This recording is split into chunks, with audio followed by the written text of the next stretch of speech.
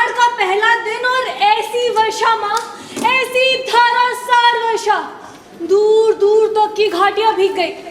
और मैं भी तो देखो ना माँ कैसी भीग गई हूँ। गई थी कि दक्षिण से उड़कर आती बकुल पंक्तियों को देखूंगी, और देखो माँ सब वस्त्र भिगो आई हूँ। सूखे वस्त्र कहाँ है माँ? इस तरह खड़ी रही तो जुड़ा जाऊंगी। तुम कुछ बोलती क्यों नहीं? अंदर तल पर रखा है। तुमने पहले ही निकाल कर रख दिए थे। तुम जानती थी मैं भीग जाऊंगी, और मैं जानती थी कि तुम चिंतित होगी, परंतु माँ मुझे आज भीगने का तनिक भी खेद नहीं। मैं भीगती नहीं तो वंचित रह जाती। चारों ओर धुआंधार मेघ घिराए थे। मैं जानती थी वर्षा होगी, फिर भी घाटी की पगडंडी पर नीचे नीचे उतरती गई। एक बार तो हवा ने मेरा अंशुक हवा में उड़ा दिया, और फिर बूंदे पड़ने लगी। वो बहुत ही अद्भुत अनुभव था माँ, बहुत ही अद्भुत। वस्त्र बदल दो माँ, फिर बताती हूँ। चलो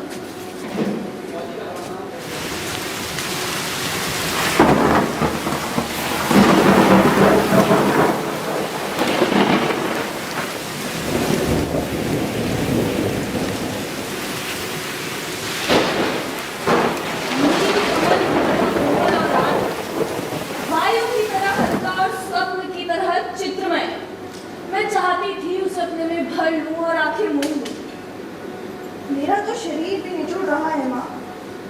ना पानी इन वस्त्रों ने पिया था।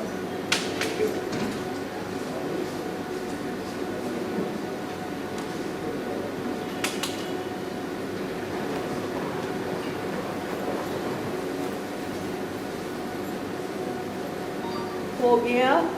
कर रही हूँ माँ। इन वस्त्रों में ना बहुत पानी भर गया है माँ। तुम कितनी अच्छी हो माँ, तुमने पहले ही वस्त्र निकाल कर रख दिए थे। तुम मेरे बारे में सब जानती हो माँ। मैं ही तो जानूंगी माँ। तुम ही तो जानोगी।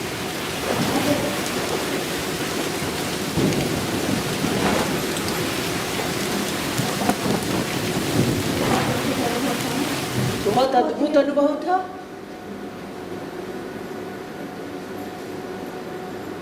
कैसा अनुभव रहा? बताया ना, नील कमल की तरह कोमल और रागी, वायु की तरह हल्का और स्वप्न की तरह चित्रमय। मैं चाहती थी उसे अपने में भर लूं और आंखें मूंद लूं।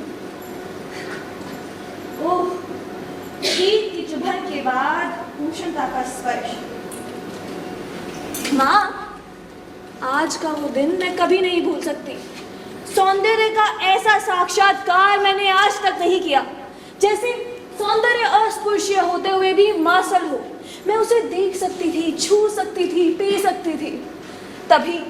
तभी मुझे अनुभव हुआ कि वो क्या है जो एक भावना को कविता का रूप देता है। आज मैं पहली बार समझ पाई कि क्यों कोई आकाश में लहराती मेघमालाओं में यूं खो जाता है, कि क्यों किसी को अपने तन मन की अपेक्षा आकाश पर बनते मिटते चित्रों का इतना मोह रहता है। क्या बात है माँ, तुम इस तरह चुप क्यों हो? कुछ बोलती क्यों नहीं? देख तो रही हो मैं काम कर रही हूँ। काम तो तुम हर समय करती हो माँ, परंतु हर समय यूँ चुप नहीं रहती। मैं तुम्हें काम नहीं करने दूंगी। मुझसे बात करो। क्या बात करूँ? कुछ भी कहो। मुझे डांटो कि मैं भीग कर क्यों आई हूँ, या कहो कि तुम थक गई हो इसलिए शेरधान मैं फटक दूं, या कहो कि तुम घर में अकेली थी इसलिए तुम्हें अच्छा नहीं लग रहा था। मैं घर में कब अकेली रहती हूँ? हर वक्त तो मैं तुम्हारे बिना रहती हूँ। घर में कब मैं कब दुकेली होती हूँ? मेरे घर में रहते भी तुम अकेली होती हो माँ। कभी तो मेरी भर्त्सना करती हो कि मैं घर में रहकर तुम्हारे सब कामों में बाधा डालती हूँ, और कभी कहती हो, मुझे बताओ तुम इतनी गंभीर क्यों हो? दूध औटा दिया है, दूध पी लो। नहीं माँ, पहले तुम बात बताओ। क्या बात बताऊं? कुछ भी बताओ तुम माँ। अंदर जाके आराम करो। आराम नहीं करना है माँ। थकी कहाँ हूँ जो विश्राम करूँ? मुझे तो अब भी मुझ में से उन बरसती बूंदों के पुलक का अनुभव हो रहा है। रोम अभी तक सीज रहे हैं। देखो ऐसे करोगी तो मैं भी तुमसे बात नहीं करूंगी। क्या बात है माँ, तुम रो रही हो? कुछ नहीं मल्लिका, बैठे बैठे मन उदास हो जाता है। बैठे बैठे मन उदास हो जाता है माँ, परंतु बैठे बैठे यूँ रोया नहीं जाता। तुम्हें मेरी सौगंध है जो बात न बताओ। ओ, ये कौन लोग हैं माँ? संभवतः राज्य के कर्मचारी है। ये लोग यहाँ किस लिए आए हैं? ना जाने क्या करने आए हैं, किंतु वर्षों में ये इधर दिखाई देती है, और जब भी दिखते हैं कुछ न कुछ अनिष्ट हो ही जाता है। युद्ध या महामारी। पिछले बार महामारी जब आई थी, तुम्हारे पिता की मृत्यु हुई थी। ना जाने क्या करने आए हैं। ये लोग आज यहाँ क्यों आए हैं माँ? ना जाने क्या करने आए हैं। माँ तुमने बात नहीं बताई। अग्निमित्र लौट आया है। लौट आया है? कहाँ से? जहाँ मैंने उसको भेजा था। तुमने भेजा था? माँ तुम जानती हो मैं विवाह नहीं करना चाहती, फिर भी उसके लिए क्यों प्रयत्न करती रहती हो? तुम समझती हो मैं निरर्थक प्रलाप करती हूँ। मैं देख रही हूँ, तुम जो कह रहे हो वही सच होने वाला है। अग्निमित्र संदेश लेके आया है। वो लोग, उन लोगों ने मना कर दिया है। हाँ, क्या संबंध है उनका कुछ भी कहने का? मल्लिका का जीवन उसकी अपनी संपत्ति है। यदि वो उसे नष्ट भी करना चाहती है तो किसी को क्या अधिकार है उस पर आलोचना करने का? मैंने कब कहा कि मेरे तुम पर अधिकार है? मैं तुम्हारे अधिकार की बात नहीं कर रही हूँ माँ। तुम नहीं कह रही हो, मैं कह रही हूँ। आजकल तुम्हारा तुम पर कोई अधिकार नहीं है। ऐसा क्यों कहती हूँ माँ? तुम मुझे समझने का प्रयत्न क्यों नहीं करती? मैं तो समझने के प्रयत्न कर ही रही हूँ, लेकिन हर प्रयास जो है असफल हो रहा है। माँ मैं जानती हूँ अपवाद होता है, तुम्हारे दुख की बात भी मैं समझती हूँ, फिर भी मुझे अपराध का अनुभव नहीं होता। मैंने भावना में भावना का वर्ण किया है माँ। मेरे लिए वो भावना सबसे बड़ी है। वास्तव में मैं अपनी भावना से प्रेम करती हूँ माँ, जो कोमल है, पवित्र है, अनश्वर है। मैं पूछती हूँ, तुमने भावना का वर्ण कभी किया है? भावना में भावना का वर्ण क्या होता है? भावना कोमल होता है, अनश्वर होता है। तुम मुझे समझने का प्रयत्न क्यों नहीं करती माँ? ये निरर्थक प्रलाप नहीं चाहिए मुझे।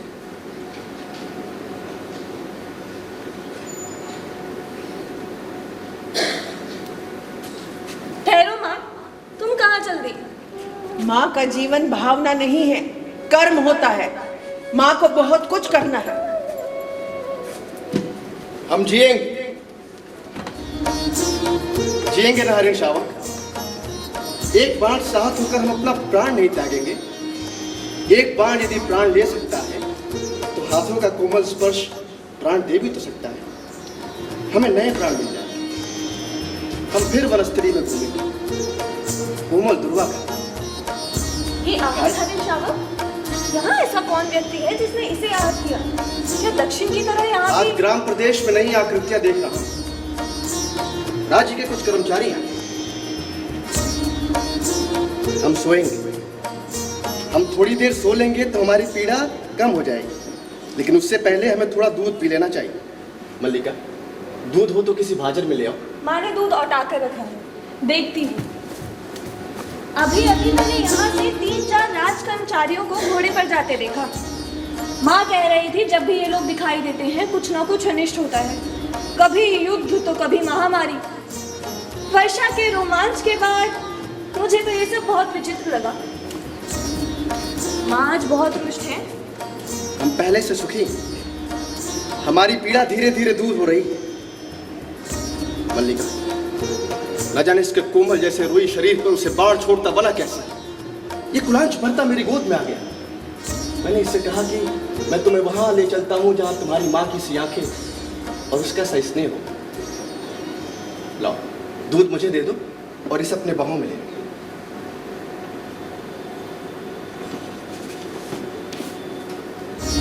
क्या हम दूध नहीं पिएंगे? नहीं, हम ऐसा हट नहीं करेंगे। हम दूध अवश्य पिएंगे, बिल्कुल ऐसे।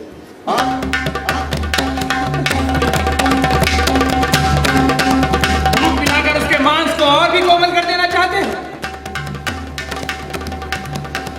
जहां तक मैं जानता हूं हम लोग परिचित नहीं है। तुम्हारा एक परिचित घर में आने का साहस कैसे हुआ? कैसी आकस्मिक बात है कि यही प्रश्न मैं तुमसे भी पूछना चाहता। हमारा कभी का परिचय नहीं, फिर भी मेरे बाण से हरि को उठा ले आने में तुम्हें कोई संकोच नहीं हुआ? वो तो कहो कि द्वार तक रक्त बिंदुओं के चिन्ह बने, अन्यथा इन बातों से घिरे दिन मैं तुम्हारा अनुसरण कर पाता।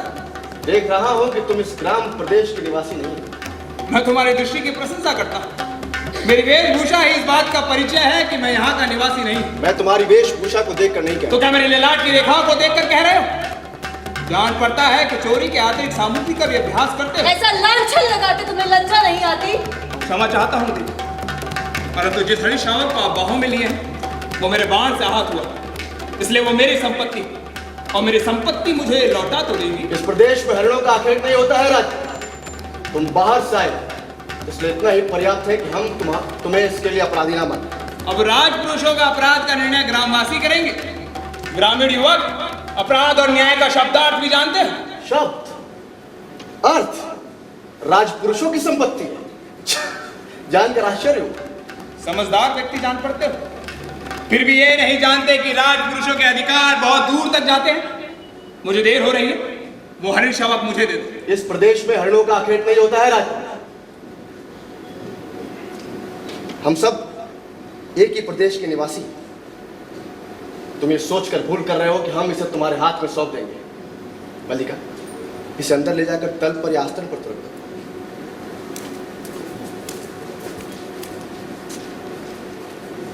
नहीं, इस घर का तल और आस्तरण पशुओं के लिए नहीं है। तुम देख रही हो माँ ये? मैं देख रही हूँ, इसीलिए तो कह रही हूँ।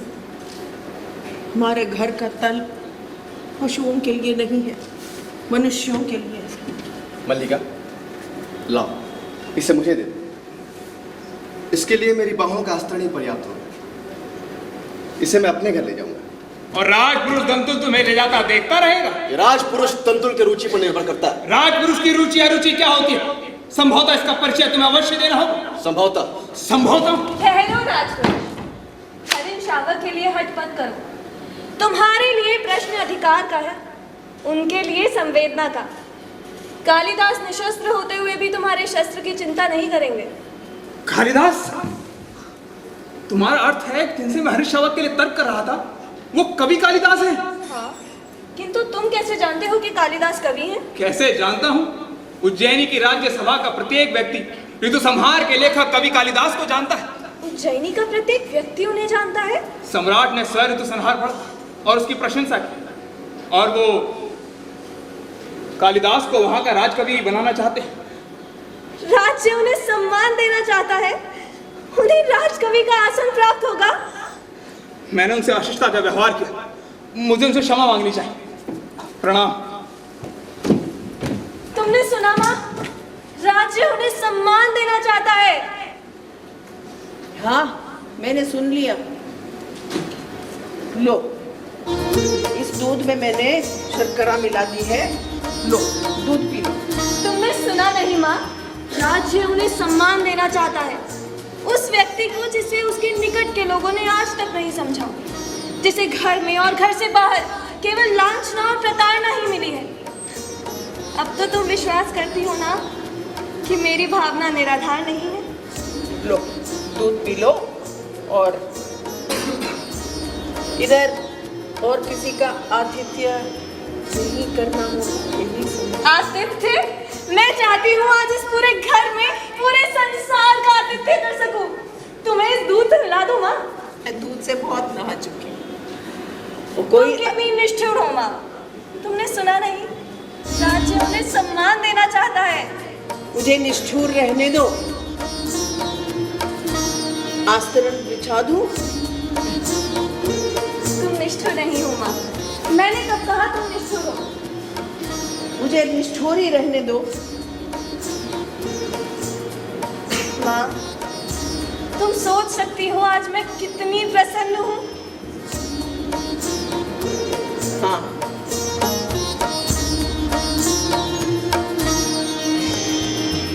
आस्तरण बिछा दूं? नहीं माँ, तुम ऐसे क्यों कर रही हो? तुम्हें क्यों इतना पूर्वाग्रह है? क्यों तुम उनके प्रति कुछ भी उदारता पूर्वक नहीं सोच सकती? उदारता? मैं तो कहती हूँ कि अगर उसको तुमसे भावना का भावना संबंध है तो वो तुमसे विवाह क्यों नहीं करता है? तुम उनके प्रति सदा अनुदार रही हो माँ। तुम जानती हो उनका जीवन परिस्थितियों की कैसी विडंबना में बीता है।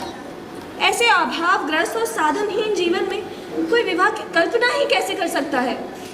अभावग्रस्त जीवन तो था, जब अभावग्रस्त जीवन नहीं रहेगा तब क्या तुम्हें तुम्हारे प्रति कोई दायित्व नहीं है? क्या उसका तुम्हारे प्रति कोई दायित्व नहीं है? क्या तुम एक सजीव व्यक्ति नहीं हो? बोलो, क्या ये भावना जवाब दे सकता है, उत्तर दे सकता है? एक दिन तुम्हारा ये माँ का शरीर नहीं रहेगा, तब तुम्हारे घर में एक समय का भोजन का व्यवस्था भी नहीं होगी, तब ये भावना उत्तर दे सकता है? माँ सुनो, आज तक का भी जीवन किसी तरह बीता ही है, आगे भी बीत ही जाएगा। परंतु आज जब उनका जीवन एक नई दिशा ग्रहण करने जा रहा है तो मैं उनके आगे अपने स्वार्थ की घोषणा नहीं करना चाहती।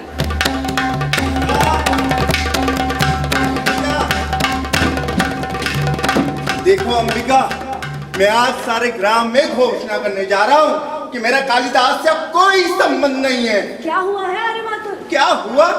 अरे मैंने उसे पाल पोस के बड़ा किया कैसे दिन के लिए कि वो कुलद्रोही बन जाए। परंतु उन्हें तो सुना है सम्मान मिलने वाला है, उज्जैनी से कोई आचार्य आए हैं। अरे यही कह रहा हूँ, उज्जैनी से कोई आचार्य आए हैं। परंतु आप कह रहे हैं। अरे मैं ठीक कह रहा हूँ। किंतु आचार्य कल उसे अपने साथ उज्जैनी ले जाना चाहते हैं। 2 रथवाओं 4 अश्वरोही उसके साथ हैं।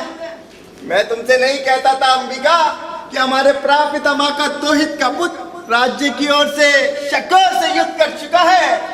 तुम अपने भगने की बात कर रहे मैं हो? उसी की बात कर रहा हूँ अंबिका। तुम सोचो, एक तरफ हमारे वंश का राज्य की ओर से सम्मान दिया जा रहा है और वो कहते हैं हमें सम्मान नहीं चाहिए।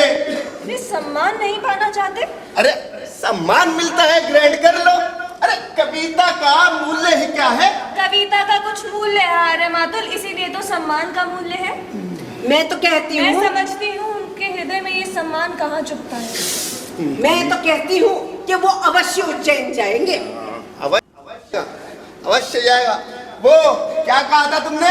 लोक नीति। अगर ये लोक नीति है ना तो मैं कहूंगा, मैं लोक नीति और मूर्ख नीति दोनों का अर्थ एक ही है। मातुल, आप अभी तक यहाँ पर हैं और वहाँ आचार्य आपकी बहुत देर से प्रतीक्षा कर रहे हैं, आपको शीघ्र जाना चाहिए। अरे आप यहाँ क्या कर रहे हैं? पहले ये बताइए, क्या मैं तुमसे नहीं कहकर आया था कि जब तक मैं लौट कर ना आ जाऊं तुम आचार्य के पास ही रहना? किंतु मातुल, आपने ये भी तो कहा था कि जैसे ये आचार्य विश्राम कर चुके हैं तो तुरंत आपको सूचना दूं। ये भी कहा था, किंतु वो भी तो कहा था। ये कहा तो समझ में आ गया, वो नहीं आया। किंतु मातुल, बस आचार्य ने क्या कहा? उन्होंने कहा है कि वे आपके साथ सारे ग्राम प्रदेश में घूमना चाहते हैं, जिस प्रदेश ने कालिदास की कविता को जन्म दिया। कालिदास की कविता? इतने बड़े आचार्य को उसकी कविता में क्या विशेषता दिखाई देती है? जिस व्यक्ति को लोक व्यवहार तक का ज्ञान नहीं और तुम लोक नीति की बात करती हो। हाँ, आप एक हिरण शावक को गोदी में लिए घर की ओर आ रहे थे, सौभाग्यवश मैंने बाहर से देख लिया। मैंने प्रार्थना की, कवि कुलगुरु ये समय स्वरूप में घर में जाने का नहीं है। भाई आप तो ऐसे लौट पड़े जैसे सांप देख लिया हो। और आप मैं जा रहा हूँ आचार्य जी के पास, और आप बस इतना कीजिए, कवि कुल श्रोमणी जहां भी हो ना उन्हें ढूंढ कर ले आइए। मेरा तो मन करता है उन्हें जहां भी देखूं चोटी से पकड़ के बस। किंतु कालिदास इस समय है कहाँ?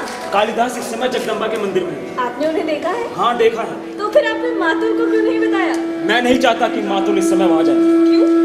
क्या आप भी नहीं चाहते कि कालिदास? मैं चाहता हूँ कि कालिदास उज्जैन अवश्य जाए, इसलिए तो मैंने मातुल का इस समय उनके पास जाना उचित नहीं समझा। कालिदास हट कर रहे हैं कि जब तक उज्जैनी से आए अतिथि लौट नहीं जाते वे जगदम्बा के मंदिर में रहेंगे, घर नहीं जाएंगे। हाँ, बहुत सही है। राज्य कवि को सम्मान दे रहा है और कवि नहीं चाहता है, और राज्य के कर्मचारी जगदम्बा मंदिर जाते हैं और कवि वहां आंखें बंद कर कर बैठे हैं और कर्मचारी उनसे निवेदन कर रहे हैं। धीरे धीरे कवि आंख खोलता है। ये सब नाटक जो है वो नाटक नहीं कर रहे अंबिका। मुझे विश्वास है कि उन्हें राजकीय सम्मान का तनिक मोह नहीं। वे सचमुच इस पर्वत भूमि को छोड़कर नहीं जाना चाहते।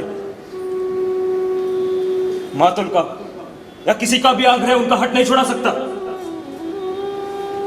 केवल एक व्यक्ति है जिनके अनुरोध से संभव है कि वो अपना हट छोड़ दे। हमारे घर में किसी को कोई प्रयोजन नहीं है और किसी को उसका कोई चिंता नहीं। कालिदास अपनी भावुकता में भूल रहे हैं कि इस अवसर का तिरस्कार करके अपना बहुत कुछ खो बैठेंगे। कालिदास को राजधानी अवश्य जाना चाहिए। मैंने अनुभव किया है कि उनके हट के मूल में कहीं गहरी कटुता की रेखाएं हैं। मैं जानती हूँ वो रेखा कहाँ है। अभी अभी उनका एक राजपुरुष से सामना हुआ था। उस कटुता को केवल तुम दूर कर सकती हो मल्लिका। अवसर किसी की प्रतीक्षा नहीं करता। यदि कालिदास आज यहां से नहीं जाते हैं तो राज्य को कोई हानि नहीं होगी। राजकवि का स्थान रिक्त नहीं रहेगा। परंतु कालिदास जो आज हैं जीवन भर वही रहेंगे, एक स्थानीय कवि। नहीं, उन्हें इस सम्मान का तिरस्कार नहीं करना चाहिए। चलिए मैं आपके साथ जगदम्बा के मंदिर में चलती हूँ। मल्लिका, हाँ, मुझे एक बाहर के व्यक्ति के सामने कहना पड़ेगा कि मैं तुम्हारे जाने के पक्ष में नहीं हूँ। ये एक महत्वपूर्ण क्षण है माँ, मुझे अवश्य ही जाना चाहिए। चलिए। मल्लिका, भावना भावना में भावना का वर्ण।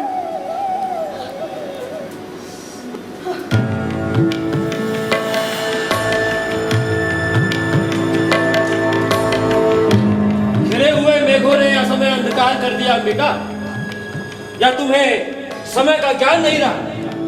आश्चर्य है, तुमने दीपक नहीं जलाया।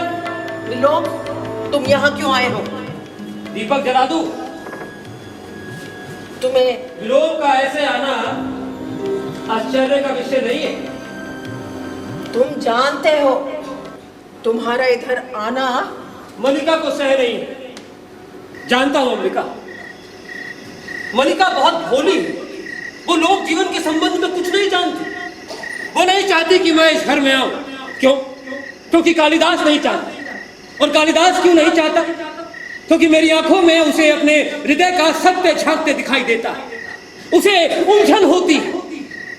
किंतु तुम तो जानती हो अंबिका, मेरे जीवन का एकमात्र दोष यह है कि मैं जो अनुभव करता हूं स्पष्ट कह देता हूं। मैं तुम्हारा दोष अदोष देखने का विवेचना नहीं रखती हूँ विलोम। देख रहा हूं इस समय तुम बहुत दुखी हो, और तुम दुखी कब नहीं रही अंबिका। तुम्हारा तो जीवन ही पीड़ा का इतिहास है। पहले से कहीं दुबली हो गई हो। सुना है कालिदास उज्जैनी जा रहा। मैं नहीं जानती। राज्य की ओर से उसका सम्मान हो। कालिदास राजकवि के रूप में उज्जैनी में रहे। मैं समझता हूं उसके जाने से पहले मल्लिका और उसका विवाह हो जाना चाहिए। इस संबंध में तुमने कुछ सोचा तो होगा। मैं कुछ सोचने की शक्ति नहीं रखती हूँ विलोम। अनुरोध करती हूँ कि तुम चले जाओ। तुम मल्लिका की माँ और इस विषय में कुछ सोचना नहीं चाहती। कालिदास उज्जैनी चला जाए और मल्लिका, जिसका नाम उसके कारण पूरे ग्राम प्रांतर में अपवाद का विषय बना रहा, वो पीछे यहीं पड़ी रहे। क्यों अंबिका, क्यों? इतने वर्षों से इतनी पीड़ा क्या तुमने इसी दिन के लिए सही? दूर से देखने वाला भी जान सकता है कि इतने वर्षों में तुम पर क्या क्या बीता है। समय ने तुम्हारे मन, शरीर और आत्मा की इकाइयों को तोड़ कर रख दिया। तुमने तिल तिल कर अपने को गलाया है कि मल्लिका को किसी अभाव का अनुभव ना हो सके। और आज जब उसके लिए जीवन भर के अभाव का प्रश्न सामने खड़ा है तो तुम कहती हो कि तुम कुछ सोचना नहीं चाहते। ये सब कहकर तुम मेरे पीड़ा को कम नहीं कर रहे हो विलोम। मैं अनुरोध करती हूँ कि तुम इधर से चले जाओ। मैं इस समय अपना तुम्हारे पास होना बहुत आवश्यक समझता हूँ अंबिका। मैं ये सब बातें तुमसे नहीं, उससे कहने आया। आशा करता हूँ वो मलिका के साथ अभी यहीं आए। मैंने मलिका को जगदम्बा की मंदिर की ओर जाते देखा। मैं यहीं उनकी प्रतीक्षा करना चाहता हूँ। अधिक प्रतीक्षा नहीं करनी होगी विलोम। मैं जानता तुम कहाँ, किस समय और क्यों मेरे साक्षात्कार के लिए उत्सुक होते हो। कहो, आजकल किस नए छंद का अभ्यास कर रहे हो? छंदों का अभ्यास मेरी वृत्ति नहीं है कालिदास। मैं जानता तुम्हारी वृत्ति दूसरी, और उसी वृत्ति ने छंदों का अभ्यास सर्वथा के लिए छुड़ा दिया है। आज निसंदेह तुम अपने छंदों के अभ्यास पर गर्व कर सकते हो। सुना है राजधानी से निमंत्रण आया है। सुना मैंने भी। तुम्हें दुख हुआ? दुख, बहुत दुख। एक मित्र के बिछुड़ने का दुख किसे नहीं होता। कल ब्रह्ममुहूर्त नहीं चले जाओ? मैं नहीं जानता। मैं जानता हूं। आचार्य कल ब्रह्ममुहूर्त में ही जाने को कह रहे हैं। राजधानी के वैभव में जाकर ग्राम प्रांतर को भूल तो नहीं जाओ। सुना है व्यक्ति वहां जाकर बहुत व्यस्त हो जाता है। वहां के जीवन में कई तरह के आकर्षण, रंगशालाएं, मदिरालय और हाँ, तरह तरह की विलास भूमियां। अरे विलोम, ये समय और स्थान इन बातों का नहीं है। मैं इस समय आपको यहाँ देखने की आशा नहीं कर रही थी। मैं जानता हूं तुम इस समय मुझे यहाँ देखकर प्रसन्न नहीं हो, परंतु मैं अंबिका से मिलने आया। बहुत दिनों से भेंट नहीं हुई और ये कोई अप्रत्याशित बात तो नहीं है। विलोम का कुछ भी करना प्रत्याशित नहीं है मल्लिका। हाँ, कहीं कुछ ना करना अप्रत्याशित जरूर हो सकता है। ये प्रसन्नता का विषय है कालिदास कि हम दोनों एक दूसरे को इतनी अच्छी तरह समझते हैं। निसंदेह सभी विपरीत एक दूसरे को बहुत अच्छी तरह ही समझते हैं।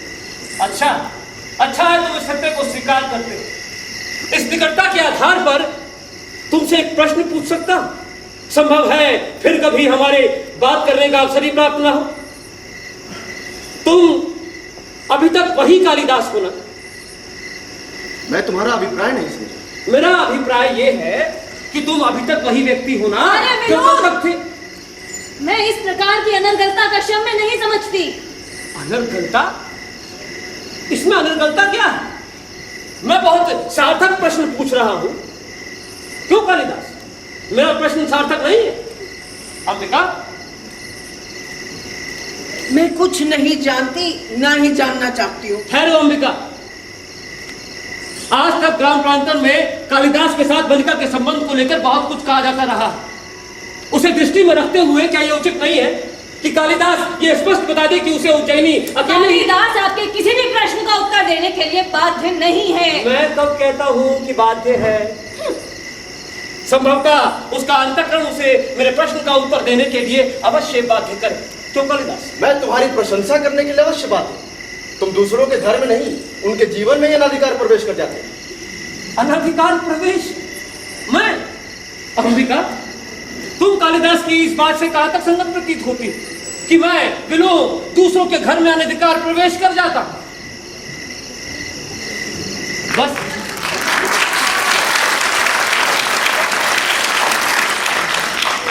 चल ही कालिदास, तुम ही बताओ, तुम्हारी ये बात कहां तक संगत प्रतीत होती है कि मैं दूसरों के घर में अनधिकार प्रवेश कर जाता? बताओ ना, किसके घर में मैंने अनधिकार प्रवेश किया? आओ आओ, बात प्रश्न में चलके किसी से पूछ लो। आओ। मैं बस इतना तुम अपने अंतःकरण से भी मेरे प्रश्न का उत्तर देने के लिए बाध्य नहीं।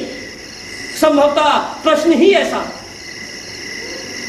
मैं बस इतना जानता हूं कि मुझे ग्राम प्रांतर छोड़कर उज्जैनी जाने का तनिक मोह नहीं है। निसंदेह तुम्हें ऐसा मोह क्यों होगा? साधारण व्यक्ति को हो सकता है, तुम्हें क्यों होगा?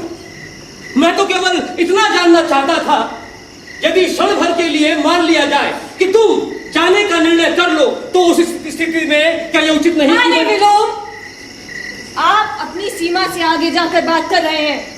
मैं बच्ची नहीं हूं, अपना भला बुरा सब समझती हूं। यद्यपि आप ये अनुभव नहीं कर रहे हैं कि इस समय आप यहाँ एक अनचाहे अतिथि के रूप में उपस्थित हैं। मैंने ऐसा अनुभव करने की आवश्यकता ही नहीं समझी। तुम मुझसे घृणा करती हो ये मैं जानता हूं, परंतु मैं तुमसे घृणा नहीं करता और मेरे यहाँ रहने के लिए इतना ही पर्याप्त है। हाँ, एक बात मैं कालिदास से भी करना चाहता। तुम कालिदास के बहुत निकट, परंतु मैं कालिदास को तुमसे अधिक जानता हूं। कालिदास, तुम्हारी यात्रा शुभ हो। तुम जानते हो विलोम तुम्हारा ही शुभचिंतक है। ये मुझसे अधिक कौन जानता है? अनचाहा अतिथि फिर कभी आप पहुंचे, तब तक के लिए भी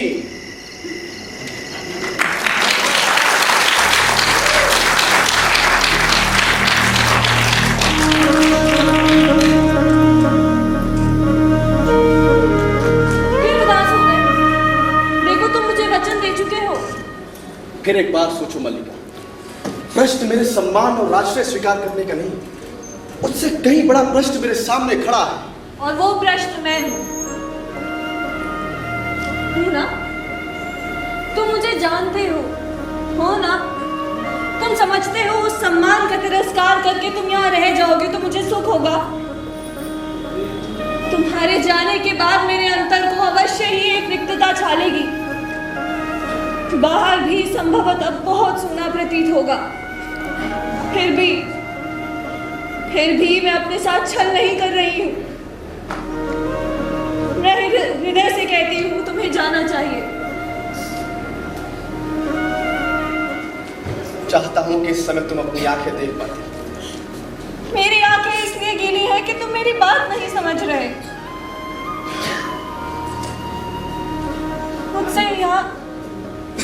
मुझसे दूर जाकर भी तुम मुझसे दूर हो सकोगे?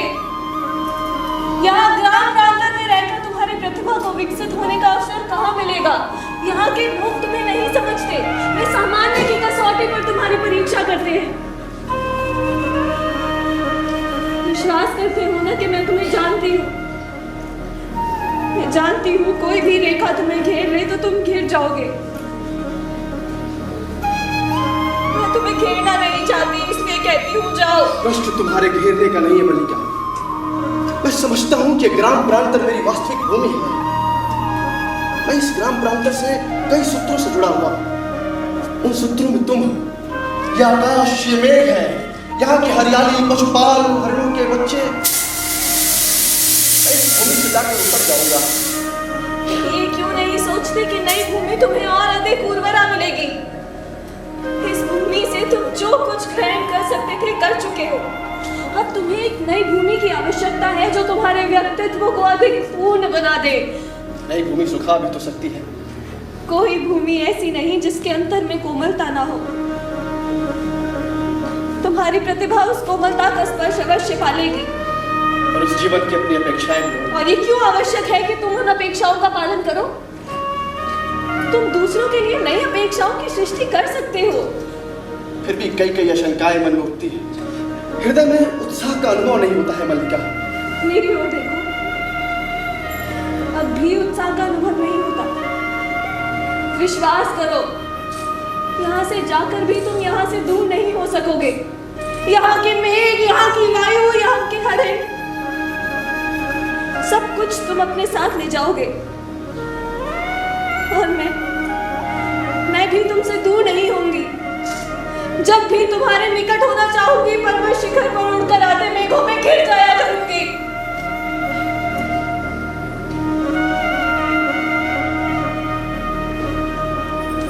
लगता है फिर वर्षा होगी। यूं भी अंधेरा बहुत हो गया है।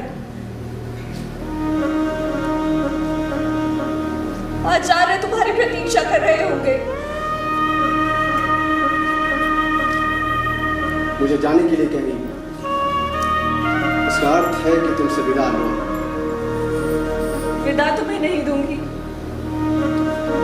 जा रहे हो इसलिए केवल प्रार्थना करो तुम्हारा पथ प्रशस्त हो।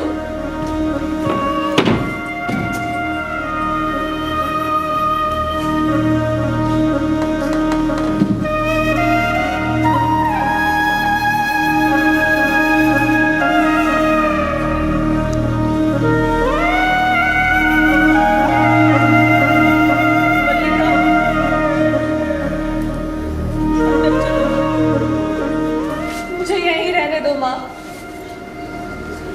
देखो माँ, कितने गहरे मेघ गिराए हैं। कल ये मेघ उज्जैनी की ओर उड़ जाएंगे माँ। तुम स्वस्थ नहीं हो मल्लिका, तुम स्वस्थ नहीं हो। मैं रो नहीं रही हूँ माँ। मेरी आंखों से जो बरस रहा है वो दुख नहीं है माँ, सुख है, सुख है।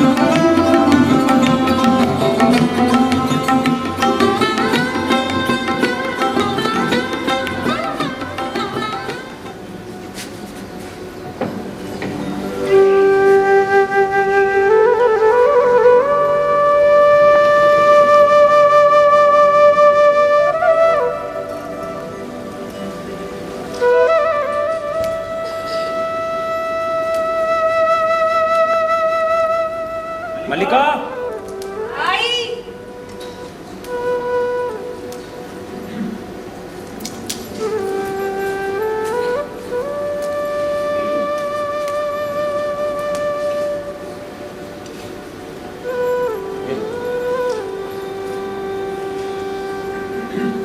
अब कैसा है मल्लिका का स्वास्थ्य? वैसे ही ज्वर आता है अभी। पहले से कुछ भी अंतर नहीं पड़ा? लगता तो नहीं। 2 वर्षों से निरंतर एक सच ज्वर। वास्तव में अंबिका बहुत चिंता करती है। औषध भी ठीक से नहीं खाती। तुम्हारा स्वास्थ्य कैसा है? ठीक है। दुबली होती जा रही है।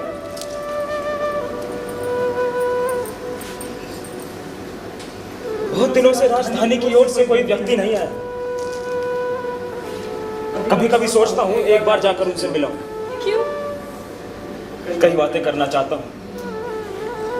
कई बार लगता है तो दोष मेरा है। किस बात को? बात तुम जानती हो मल्लिका। मैंने आशा नहीं की थी कि कालिदास उज्जैन जाकर सिर्फ वहीं के रह जाएंगे। और मुझे प्रसन्नता है कि वो वहां जाकर इतने व्यस्त हैं। यहाँ उन्होंने केवल ऋतु संहार की रचना की थी। वहाँ उन्होंने कई बड़े बड़े नए महाकाव्यों की रचना की है। 2 वर्ष पहले जो व्यवसायी आए थे उनसे मुझे कुमार संभव और मेघदूत की प्रतियां मिल पाई थी। बता रहे थे उनके किसी और बड़े महाकाव्य की बहुत चर्चा है। हाँ, परंतु उसकी प्रति उन्हें नहीं मिल पाई। सुना है उन्होंने बहुत बड़े बड़े नाटकों की रचना की है जो उज्जैन की रंगशालों में खेले जाते हैं। फिर भी क्या? मुझे कहते दुख होता है। और भी तो कई बातें सुनी थी उन व्यवसायियों के मुंह से। व्यक्ति उन्नति करता है तो उसके साथ बहुत से अपवाद जुड़ जाते हैं। मैं अपवाद की बात नहीं कर रहा मल्लिका। सुना तो ये भी था ना कि गुप्त वंश की राजपुत्री से उनका विवाह हो गया। तो इसमें बुरा क्या है? एक तरह से देखे तो बुरा नहीं है, परंतु यहाँ रहकर जो उनका आग्रह था कि जीवन भर विवाह नहीं करेंगे, उस आग्रह का क्या हुआ? उन्होंने ये तक नहीं सोचा कि उसी आग्रह की रक्षा करने के लिए उनके प्रसंग में मेरी बात कहीं नहीं आती। मैं अनेक साधारण व्यक्तियों में से हूँ। वो असाधारण है। उन्हें ऐसे ही किसी असाधारण व्यक्ति की आवश्यकता थी। सुना है राजदुहिता बहुत विदुषी है। हाँ, सुना है। बहुत शास्त्र दर्शन पढ़ी है। मैंने कहा ना, एक तरह से देखें तो बुरा नहीं है, परंतु दूसरी तरह सोचने पर लगता है कि बहुत ग्लानि होती है।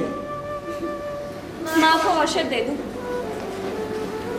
ठंड लगती हो तो किराया बंद कर दो। हाँ, लगता है आज फिर कुछ लोग बाहर से आए हैं, संभवतः राज्य के कर्मचारी हैं।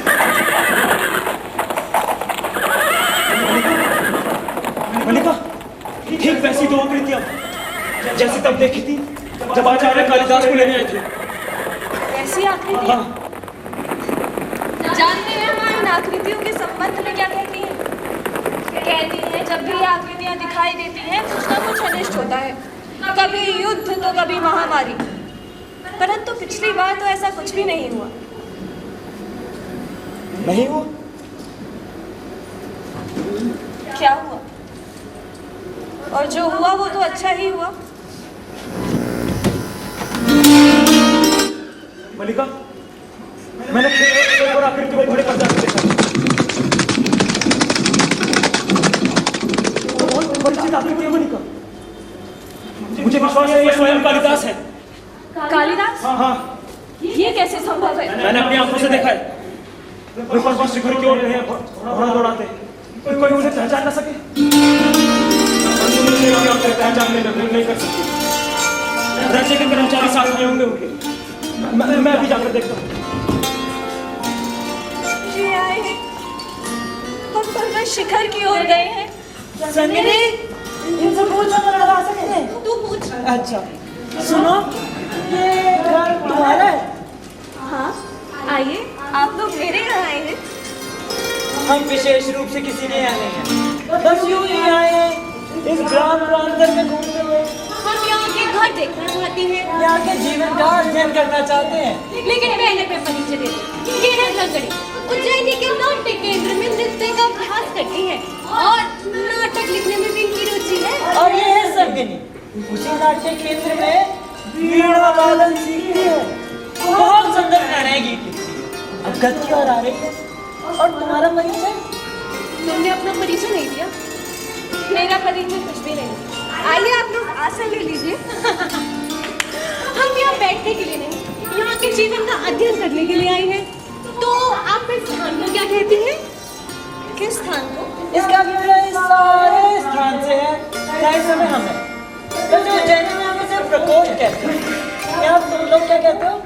प्रकोष्ठ। प्रकोष्ठ। प्रकोष्ठ को तुम लोग भी प्रकोष्ठ कहते हो। और इसे कुंभ। कुंभ। प्रकोष्ठ को प्रकोष्ठ और कुंभ को कुंभ। देखो, यहाँ के कुछ स्थानीय शब्द ही नहीं है। स्थानीय शब्द? हाँ हाँ, आंचलिक शब्द, जैसे कुमार संभव में लिखा है भास्वंती रत्नानी महर्षिंश। और कुछ लोग यद्वा को यड़वा को और तत्वा को प्ररोहा। मुझे इतना ज्ञान नहीं। अच्छा, देखो, हम यहाँ पे ग्राम प्रदेश में घूमने के लिए नहीं आए। हम ये जानना चाहते हैं कि आप इस स्थान को क्या कहते हैं? किस स्थान को? इस स्थान को बताया, प्रकोष्ठ। देखो, हम कुछ ऐसी बातें जानना चाहते हैं जिसका संबंध केवल यहाँ के और यहाँ के जीवन से है। तुम्हारा घर और वस्त्र तो लगभग हमारे जैसे हैं। तुम्हारे जीवन की अपनी क्या विशेषता है? कुछ भी नहीं। हमारा जीवन हर दृष्टि से बहुत साधारण है।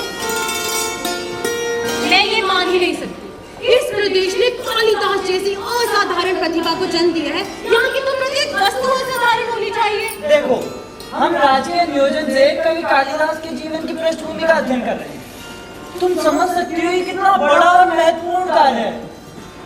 परंतु यहाँ घूमकर हम लगभग निराश हो गए। अच्छा, यहाँ कुछ सामग्री नहीं है। और यहाँ की कुछ वनस्पतियों के नाम बताइए। कैसी वनस्पति? कैसी वनस्पति? जैसे कालिदास ने कुमार संभव में लिखा है भास्वंती रत्नानी महर्षिंश। ये प्रकाश देने वाली औषधियाँ कौन सी होती है? औषधियाँ प्रकाश नहीं देती। औषधियाँ प्रकाश नहीं देती। तुम्हारा भी राय है कि कालिदास ने जो भी कुछ लिखा है वो सब कुछ झूठ है? उन्होंने कुछ भी झूठ नहीं लिखा। उन्होंने तो लिखा है कि रहने दे संगिनी, ये यहाँ के संबंध में विशेष कुछ नहीं जानती है। क्षमा करना, तुम्हारा बहुत समय नष्ट किया। चल,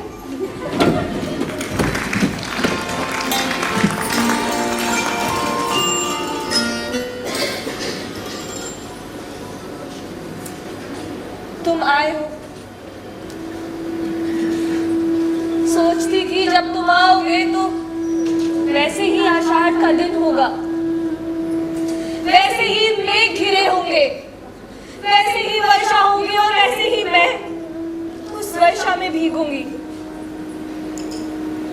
सोचती थी हम दोनों पर्वत शिखर पर जाएंगे और मैं तुम्हें बताऊंगी मैंने तुम्हारी सब रचनाएं पढ़ी हैं। ये भेंट तुम्हारे हाथों में रखूंगी और कहूंगी ये कोरे पृष्ठ मैंने अपने हाथों से बनाकर सिए हैं। इस पर तुम सबसे बड़े महाकाव्य की रचना करना। इस पर तुम जब भी जो भी कुछ भी लिखोगे मुझे अनुभव होगा कि मैं भी कुछ हूं, मेरा भी कुछ है। परंतु आज तुम आए हो तो सारा वातावरण ही और है। मुझे विश्वास है कि मैं इस समय देवी मल्लिका के सामने खड़ा हूँ। कहिए। देव मातृगुप्त के अनुचरों का अभिवादन स्वीकार कीजिए। देव मातृगुप्त कौन है?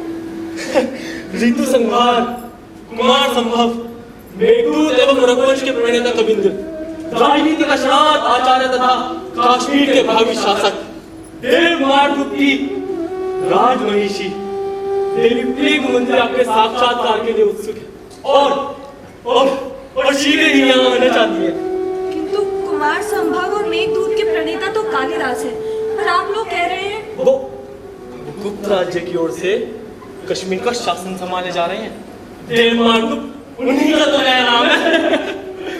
कालिदास कश्मीर का शासन संभालने जा रहे हैं। उनकी राजमहिषी मुझसे मिलना चाहती है। मुझे विश्वास है, मुझे पूरा विश्वास है कि इस गौरवपूर्ण अवसर पर आप अपने उपवेश गृह के वस्तु विन्यास में कुछ परिवर्तन आवश्यक समझेंगे। इसे आपका आदेश समझते हुए अभी ये कार्य हम अपने हाथों से संपन्न किए देते हैं। मैं समझता हूँ कि ये आसन द्वार के निकट होना चाहिए। देवी द्वार से प्रवेश करेंगी और आसन द्वार के निकट होगा। उस स्थिति में इसके वर्तमान स्थिति से ठीक 7 अंगुल दक्षिण की ओर हटा देना चाहिए। दक्षिण की ओर मैं समझता हूँ 5 अंगुल उत्तर की ओर हटा देना चाहिए। मैं तुमसे सहमत नहीं। मैं तुमसे सहमत नहीं हूँ। तो विवादास्पद विषय होने के कारण आसन में यही रहना। अच्छी बात है, इसे यही रहने देते हैं। परंतु ये कुंभ मैं समझता हूँ एक तुम इस कोने में और दूसरा तुम उस कोने में। परंतु मैं समझता हूँ इस कुंभ को यहाँ से हटा देना चाहिए। क्यों? क्यों का कोई उत्तर नहीं। मैं तुमसे सहमत नहीं हूँ। मैं भी तुमसे सहमत नहीं हूँ। तो इसे यही रहने देते हैं। अच्छी बात है, इसको यही रहने दिया जाए। परंतु ये वस्त्र भी गीले हैं, इसीलिए ना हटाया जाए। क्यों? शास्त्रीय प्रमाण है। कौन सा प्रमाण है? ये तो मुझे पता नहीं। ये बताएंगे ऐसा प्रमाण है। हाँ, तो संदिग्ध विषय है। तब तो अवश्य संदिग्ध विषय है। हाँ, संदिग्ध विषय है, इसीलिए वस्त्र को वही रहने देते हैं। अच्छी बात है, वस्त्रों को भी यही रहने दिया जाए। परंतु मैं समझता हूँ इस चूल्हे को यहाँ से हटा देना चाहिए। चूल्हा हटाने का आसपास की सभी वस्तुओं को हटाया जाए। इसके लिए बहुत समय चाहिए और समय के अतिरिक्त बहुत धैर्य चाहिए। और धैर्य के अतिरिक्त बहुत परिश्रम चाहिए। अब मैं समझता हूँ बहादुरों को हाथ लगाना हमारे स्थिति के अनुकूल नहीं है। मैं भी यही समझता हूँ। इसका मतलब हम सबसे सहमत है। हाँ, हम सब सहमत हैं। और कुछ शेष तो नहीं। मेरे विचार में कुछ विशेष नहीं। अभी शेष है। क्या? ये चौकी रास्ते में पड़ी है, इसे यहाँ से हटा देना चाहिए। हाँ, मैं तुमसे सहमत हूँ। हाँ, तो हटा दो। मैं? हाँ, तुम नहीं? क्यों? क्यों? का कोई उत्तर नहीं। फिर भी पहले मैंने तुमसे कहा। परंतु चौकी देखी पहले तुमने दी। तो हटा दो। तुम हटा दो। रहने दो। हाँ, रहने दो। अब चारों ओर एक दृष्टि डाल ले। हाँ, चारों ओर एक दृष्टि डाल ले। चारों ओर एक दृष्टि डाल। आपका कार्य पूरा हो गया। हो गया। बस केवल एक दृष्टि डालना शेष है। केवल एक दृष्टि डालना शेष है। केवल एक दृष्टि डालना शेष है। केवल एक दृष्टि डालना शेष है।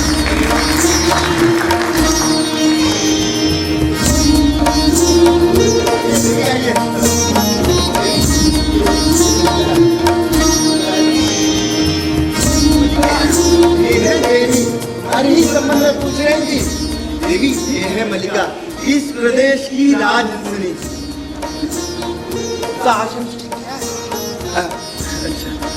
अरे माता, हाँ जी जी। आप जाकर विश्राम करें। अनुचर मेरे लौटने तक बाहर प्रतीक्षा करें। हाँ हाँ यही ठीक है, लेकिन अगर कोई भी आवश्यकता हो तो मैं आपकी प्रतीक्षा कर रहा हूँ। आवाज दे दीजिएगा, ठीक है? लेकिन देवी, अच्छा ठीक है, आवाज दे दीजिएगा।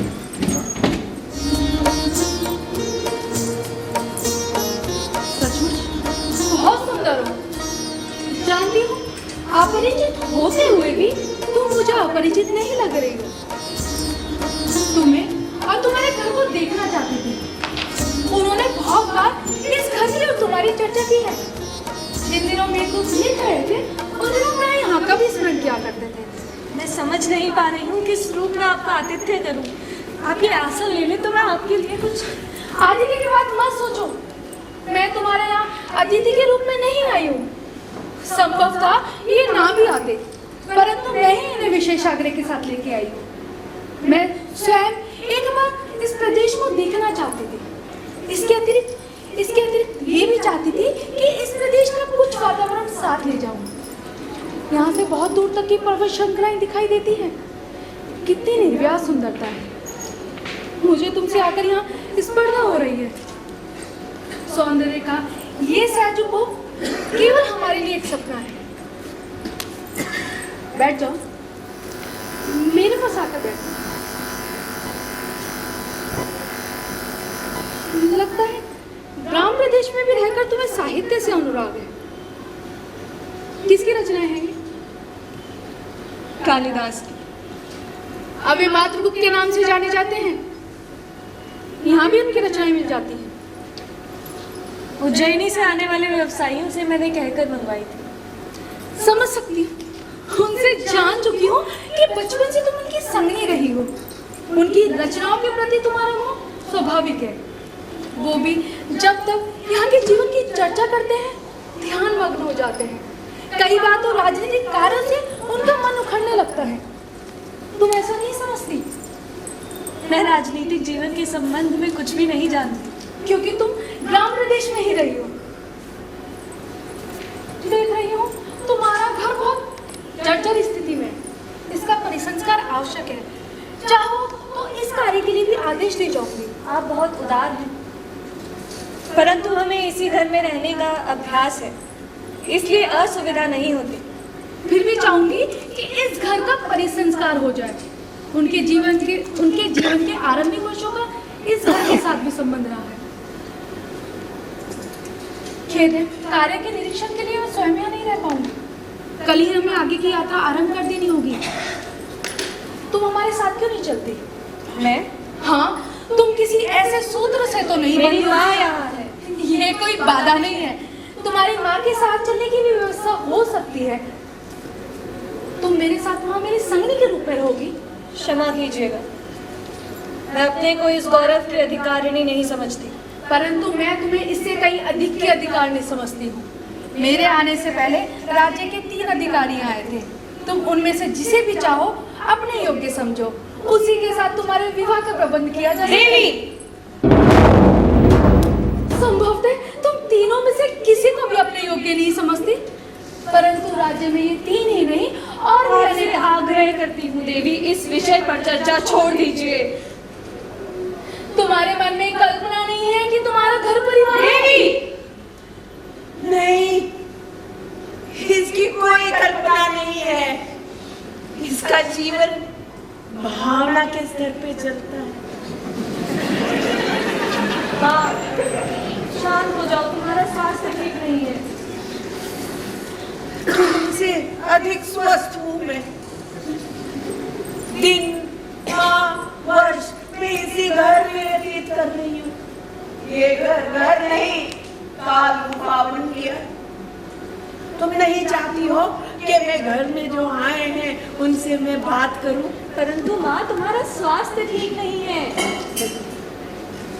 राजवधू, मैं आपसे अनुरोध करती हूँ। ये घर ऐसा नहीं होता था। जब मैं स्वस्थ थी मैं रोज लिपती, बुहारती, लेकिन अब सब कुछ टूट गया है। हम माँ बेटी भी टूटन की जीवन। देख रही हूँ घर की स्थिति अच्छी नहीं है। स्थापति को आदेश दे जाऊंगी कि इस घर को गिराकर नहीं, इस घर को गिराने का आदेश मत दीजिए। मैं तो तुम्हारी सुविधा की नहीं बोल रही थी। तुम्हें इसमें असुविधा है तो ठीक है, मैं ऐसा आदेश नहीं दूंगी। फिर भी चाहूंगी कि इस घर का परिसंस्कार हो जाए।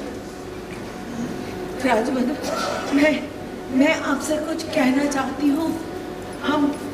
हम माँ बेटी बहुत ही कठिन। मैं आपका दुख समझ रही हूँ। मुझसे जो भी बन पड़ेगा मैं अवश्य करूंगी। अभी स्थापति को मैं आदेश दे जाऊंगी। अभी मेरा अधिकारी इंतजार कर रहे हैं।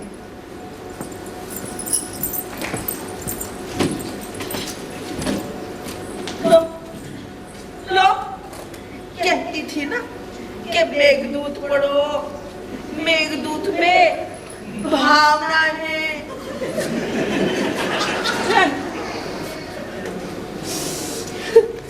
लो, देखो, तुम राजकन्या का अपनी जीवन दृष्टि है माँ, उसके लिए कोई और कैसे उत्तरदायी है? राजकन्या का इधर उपस्थित होना उन्हीं की वजह से आज उसके पास संपत्ति है, धन है। तुम वहां जा सकती हो, तुम उनकी परिचारिका बन जाओगे और घर का परिसंस्करण हो जाएगा। तुम स्वीकार कर लो, तुम स्वीकार कर लो। हाँ? नहीं माँ,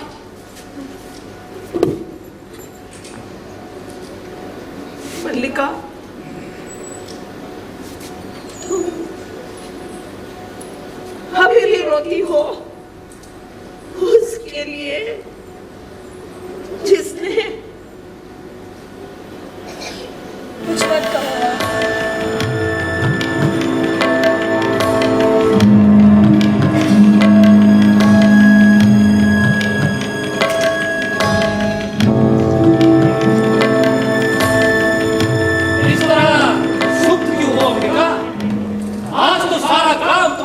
सौभाग्य पर तुमसे स्पर्धा कर रहा है। हाँ, राजकीय पगधूली घरने पड़ती है तो लोग गौरव का अनुभव करते हैं। ऐसा अवसर हर किसी के जीवन में कहाँ आता है? हर किसी के जीवन में ऐसा अवसर नहीं आता है। इसी दिन के लिए मैं जीवित हूँ। चलो ग्राम प्रांगण में जाके मैं ही कह देती हूँ, हमारे जिंदगी में, हमारे जीवन में कितना सो अवसर आया है। राजधानी से लोग आके हमारे घर का परिसंस्करण कर देंगे। बैठ जाओ अंबिका, बैठ जाओ। आज ग्राम के पास तुम्हारी बात सुनने का अवकाश नहीं। आज ग्राम के लोग बहुत व्यस्त हैं। उन्हें बाहर से आए अतिथियों के लिए तरह तरह की सामग्री जुटानी। हाँ, अतिथि यहाँ के पत्थर तक बटोर कर ले जाना चाहते हैं। आज यहाँ के पत्थर भी बड़े मूल्यवान समझे जाने लगे। यहाँ के पत्थर पहले भी मूल्यवान ही थे आर्यविलो। वो और बात है कि किसी ने उनका मूल्य समझा नहीं। तो जाओ, तुम भी पत्थर बटोर लो। तुम्ही तो सारे शेष हो जाएंगे। तुम्हारे भावना के आधार के लिए कुछ नहीं रहेगा। आज ग्राम में चारों ओर उत्साह। आज का दिन इस प्रदेश के लिए एक उत्सव का दिन माना जा रहा है।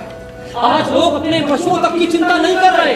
हाँ, वो तो बस अतिथियों के लिए भोजन और पान की सामग्री जुटाने में व्यस्त हैं। उस सामग्री में कुछ धर्मशावक भी होंगे।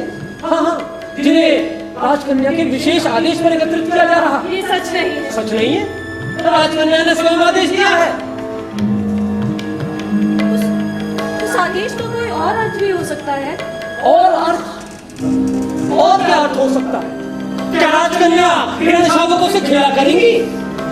या आज के अधिकारी उनके अनुकृतियां बनाएं? ये भी एक मनोरंजक विषय है। राज्य के कलाकार यहाँ की प्रत्येक वस्तु की अनुकृति बना के घूम रहे हैं। यहाँ का पेड़, पत्ता, तिनका कुछ शेष नहीं रह जाएगा जिसकी अनुकृतियां ना बनाई जाए। उसका भी कोई दूसरा अर्थ अवश्य हो सकता है। मैं तो कहता हूँ कि दूसरा अर्थ नहीं हो सकता है। अर्थ बहुत स्पष्ट है। वो यहाँ की प्रत्येक वस्तु को उस चित्र के उदाहरण से देखते हैं। हाँ, तुम, मैं, ये घर, ये पर्वत, हम सब उनके लिए विचित्र के एक उदाहरण। मैं तो उनकी सूक्ष्म और समर्थ दृष्टि की प्रशंसा करता हूँ। जहाँ विचित्र नहीं है वहां भी विचित्र देख लेती है। मैंने एक कलाकार को यहाँ की धूप में अपनी ही छाया की अनुकृति बना के देखा। हाँ, अवश्य यहाँ के धूप में उनको अपनी छाया भी अलग से दिखने लगती है। कौन की वो राक्षसी, कौन की वो राक्षसी जिसके छाया पड़ने से ही सारे बदल जाती थी। मैं ही वो राक्षसी हूँ। जिसके छाया से सब कुछ, मैं ही वो राक्षसी हूँ। अरे विलोम, माँ का स्वास्थ्य इस समय ठीक नहीं है। आप कृपा करके यहाँ से चले जाएं। माँ को विश्राम की आवश्यकता है। हाँ, तुम अंबिका को अंदर ले जाओ। रात को उत्सव कोलाहल उसको, उसके मन को और अशांत कर देगा। मैं तो केवल उत्सव की सूचना देने आया था। आश्चर्य है, कालिदास ने यहाँ आना उचित नहीं समझा। सुनते हैं कल तो वे लोग चले भी जाएंगे। हाँ, उचित नहीं समझा। मुझे पता था वो अवश्य नहीं आएगा। आज नहीं, बहुत पहले से ही मालूम था कि वो अवश्य नहीं आएगा। और मैं प्रसन्न हूँ कि मैं उसके बारे में बहुत कुछ जानती हूँ। परंतु मैं समझता हूँ कि वो अवश्य आए। उसे आना चाहिए। हाँ, उसे आना चाहिए। व्यक्ति वर्षों का संबंध इस तरह नहीं तोड़ता। और विशेष रूप से वो जिसे एक कवि के कोमल हृदय प्राप्त। तुम क्या सोचती हो मल्लिका? उसे एक बार यहाँ नहीं आना चाहिए? अरे विलोम, मैंने आपसे अनुरोध किया आप इस समय यहाँ से चले जाएं। माँ का स्वास्थ्य ठीक नहीं है। आपकी बातों से माँ का मन विशुद्ध होता है। मेरी बातों से अंबिका का मन विशुद्ध होता है? मैं समझता हूँ कि उसके कारण दूसरे हैं। अंबिका स्वयं जानती है किन कारणों से उसका मन विशुद्ध होता है, और मैं भी उन्हें समझता हूँ। बहुत सी बातें ऐसी हैं जो अंबिका के मन में रहती हैं और मैं मुंह से कह देता।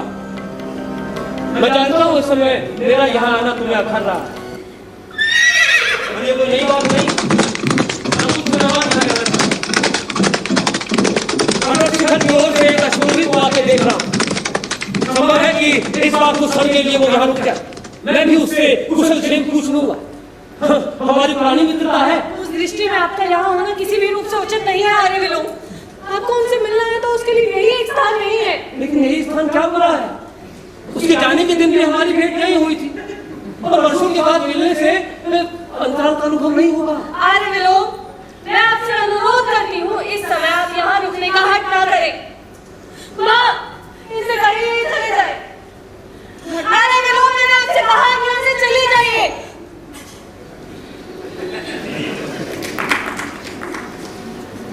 चला जाता।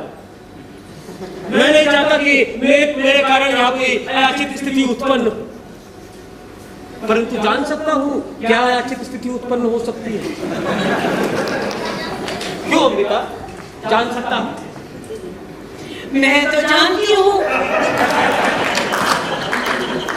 मैंने पहले भी कहा है कि मैं उसके बारे में बहुत अच्छे से समझती हूँ। वो इधर नहीं आएगा। उसको पता है कि अंबिका जीवित है। तुमसे अनुरोध करते हैं मिलो, तुम चले जाओ। परंतु मुझे खेद, इतने वर्षों से इस दिन की प्रतीक्षा थी। अपनी मित्रता पर भरोसा भी था, परंतु वो भरोसा नहीं था। संभवतः वो मित्रता एक ही ओर से थी। उसने कभी हमें अपनी मित्रता के योग्य ही नहीं समझा। और फिर समान की समान से मित्रता होती है। अंबिका, मुझे तुम्हारे स्वास्थ्य की बहुत चिंता रहती है। जहां तक हो सके मैंने अभी भी नया मधु निकाला है। यदि आवश्यकता हो तो मैं।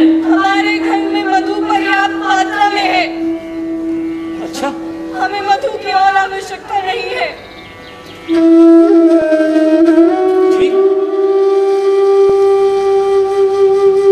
फिर भी आवश्यकता पड़ ही जाए तो संकोच मत करना।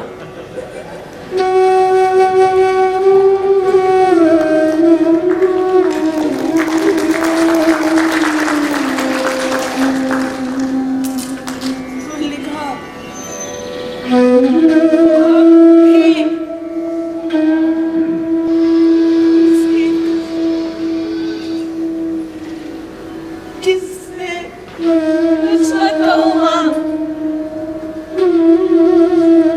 उनके विषय में कुछ मत कहो।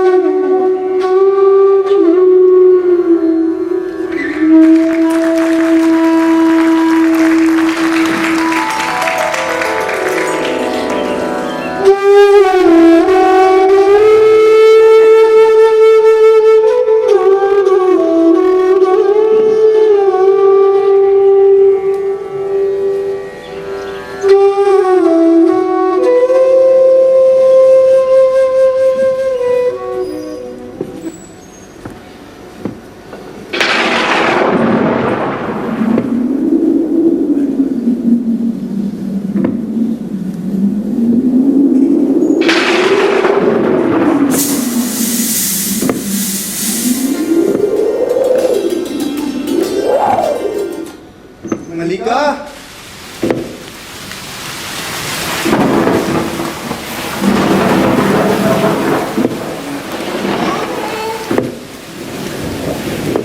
मैं हूँ मातुल। देखो वर्षा ने मातुल की क्या दुर्गति की है।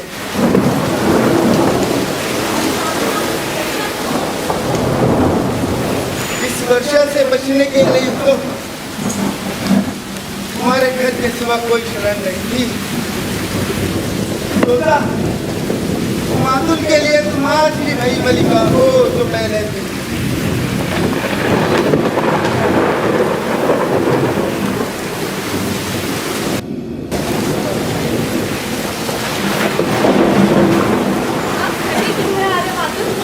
बैठ जाइए, खड़े रहने में कष्ट होगा।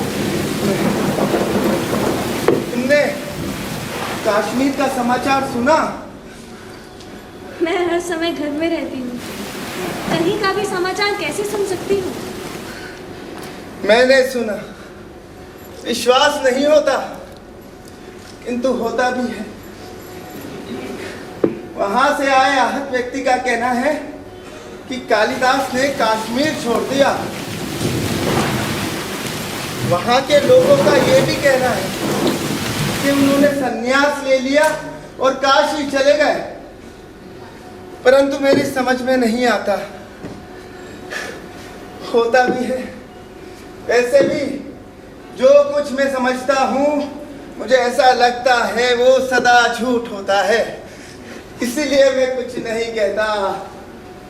ओ काशी गया है तो भी मैं झूठा, नहीं गया तो भी। ठीक है, चलता। नहीं गया तो भी मैं, गया है तो भी।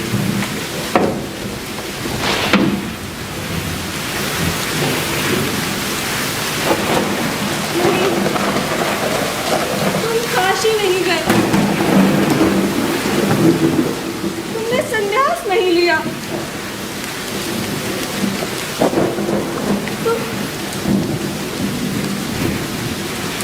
तुम इस तरह मुझे मेरे अधिकार से कैसे वंचित कर सकते हो?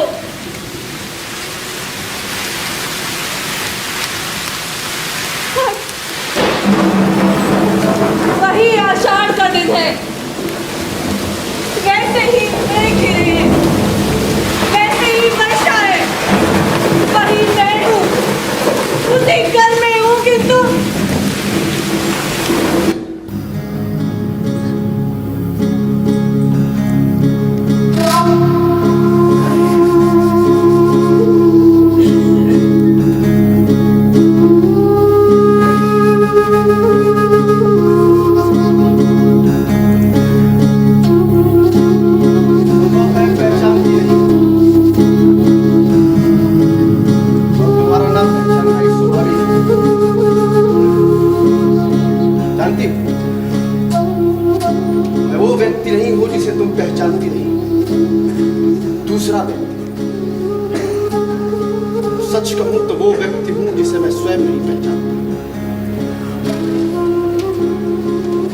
जड़ से क्यों खड़ी? मुझे देखकर आश्चर्य हुआ। आश्चर्य? मुझे तो विश्वास नहीं हो रहा है कि तुम हो, और मैं जो तुम्हें देख रही हूँ मैं ही हूँ। देख रहा हूं कि तुम भी वो नहीं। सब कुछ कितना बदल गया। यह संभव है कि परिवर्तन केवल मेरी दृष्टि में हुआ। मुझे विश्वास नहीं होता ये स्वप्न तो नहीं है। नहीं, स्वप्न नहीं, यथार्थ है कि मैं यहां आया वर्षों के बाद कि एक बार यहां के यथार्थ को फिर से देख सकूं।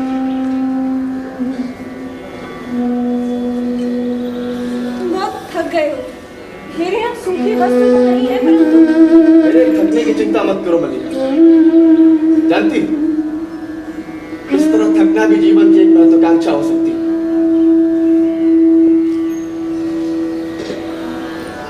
यहाँ की प्रत्येक वस्तु का स्थान और विन्यास इतना सुनिश्चित था कि मैं विश्वास ही नहीं कर पा रहा हूं कि यह अपरिचित सा कैसा लग रहा है। और तुम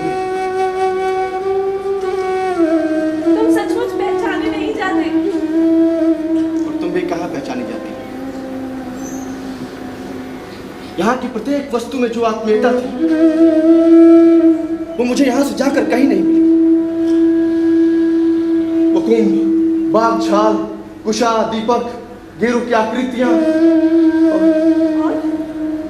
और तुम्हारी आंखें। जानती, जाते हुए जो तुम्हारी आंखों का रूप मैंने देखा था वो आज तक मेरी स्मृति में अंकित है।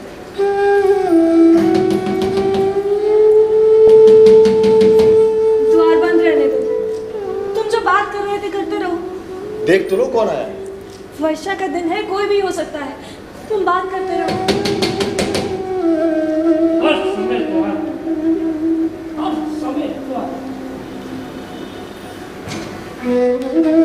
कौन था? कहा ना वर्षा का दिन है, जिस किसी को आश्रय की आवश्यकता पड़ सकती है। पर इसका स्वर बहुत विचित्र सा लगा। तुम यहाँ के संबंध में बात कर रहे थे। लगा जैसे यहाँ इस घर की तरह वो भी किसी परिचित स्वर का बदला हुआ रूप है। तुम्हारा स्वास्थ्य ठीक नहीं है, बैठकर बात करो।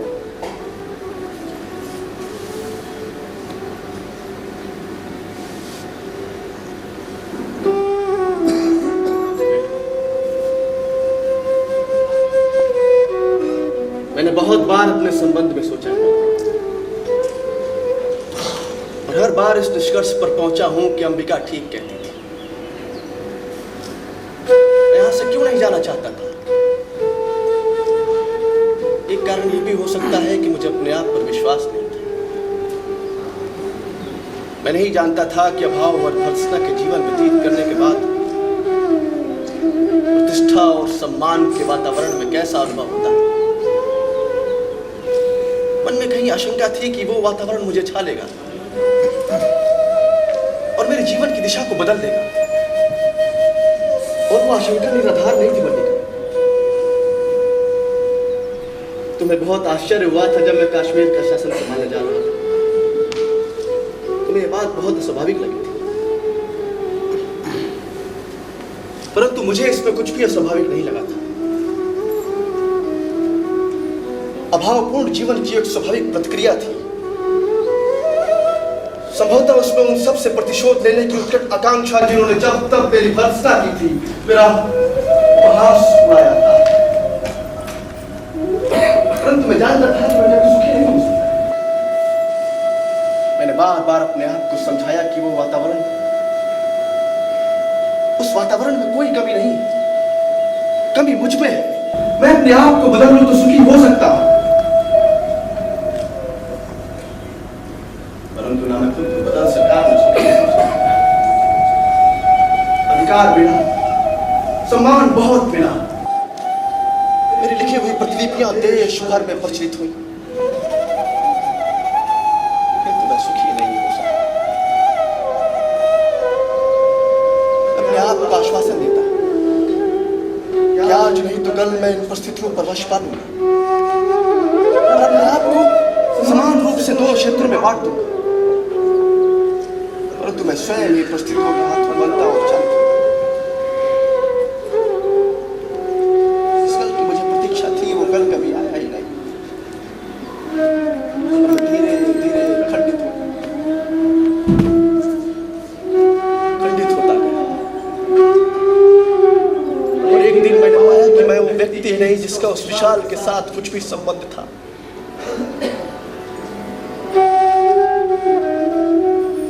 सर्वथा टूट गया हूं मल्लिका। कश्मीर जाते हुए मैं यहां सुनकर नहीं जाना चाहता था।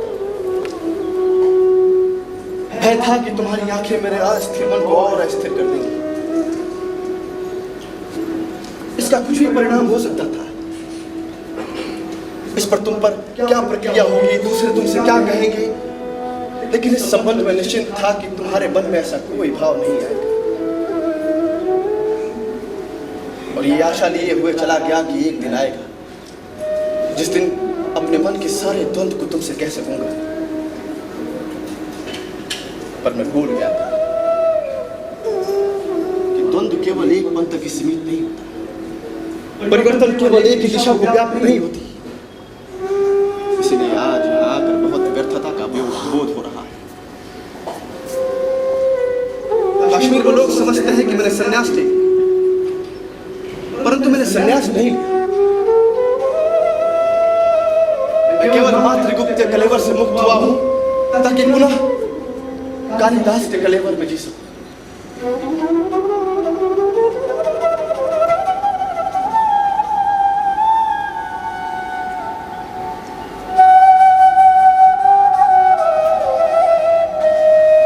चाहता था यहां आना, लेकिन सूत्र ही कुछ इस रूप में टूटा था कि वो सूत्र कभी नहीं टूटा।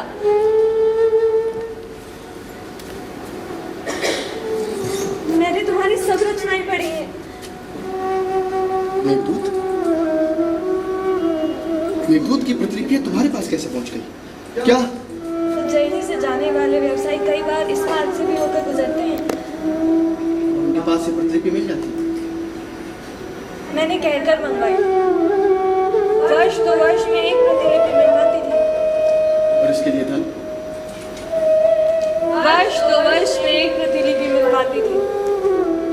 धन एकत्रित करने के लिए बहुत समय रहता था। जो भाव मुझे वर्षों से सालते रहे वो आज और बड़े प्रतीत होते हैं मल्लिका। मुझे वर्षों पहले यहाँ लौट आना चाहिए था, ताकि यहाँ आकर भीग कर लिखता जो आज तक नहीं लिख सका, जो आषाढ़ के मेघों की तरह मेरे अंदर बरस रहा है लेकिन बरस नहीं पाता, क्योंकि उसे ऋतु नहीं मिलती, वायु नहीं मिलती।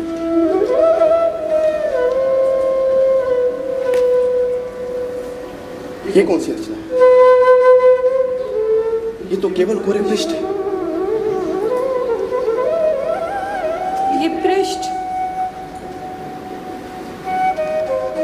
मैंने अपनी हाथों से बनाकर सिए थे। सोचा था तुम आओगे तो तुम्हें भेंट करूंगी और कहूंगी इस पर अपने सबसे बड़े महाकाव्य की रचना करना, किंतु उस बार तुम आकर भी नहीं आए और ये भेंट यूं ही पड़ी रही। अब तो मुझे कहते भी संकोच होता है कि ये भेंट तुम्हारे लिए है। तुमने मेरे लिए बनाया था ताकि मैं इन पर एक महाकाव्य की रचना कर सकूं। देख रहा हूं कि इस पे स्थान स्थान पर वर्षा की बूंदें जो वर्षा की तो नहीं लगती है। लगता है तुमने अपनी आंखों से इन पर बहुत कुछ लिख दिया है। और आंखों से ही नहीं, स्थान स्थान पर श्वेत कणों से मैले, स्थान स्थान पर तुम्हारे नखों ने छीला है, तुम्हारे दांतों ने काटा है, स्थान स्थान पर इस घर की सीलन यहाँ व्याप्त है। इस पर और नया क्या लिखा जा सकता है? इस पर एक महाकाव्य की रचना हो चुकी है। लेकिन मल्लिका, जीवन अभी शेष है, हम फिर रथ से आरंभ कर सकते हैं।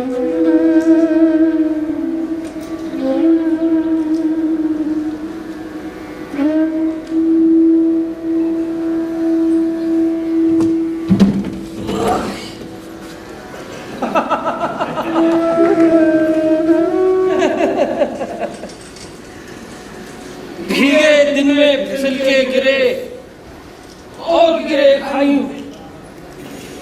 कितनी बार कहा भैया ब्लूम इतने ऊंचे मत चढ़ा करो, लेकिन भैया ब्लूम कहा मानने लगे। पहले आए तो द्वार बंद, लौट कर गए फिसल गए, फिर आए तो द्वार बंद। अब लौट कर जाते तो क्या होता?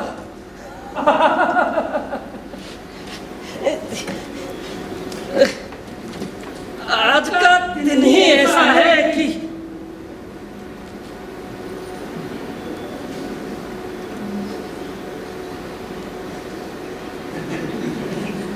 न जाने इन आंखों को क्या हो गया।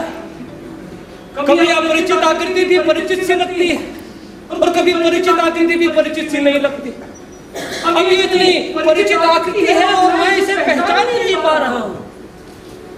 आकृति परिचित सी लगती है और व्यक्ति में ऐसा लगता है।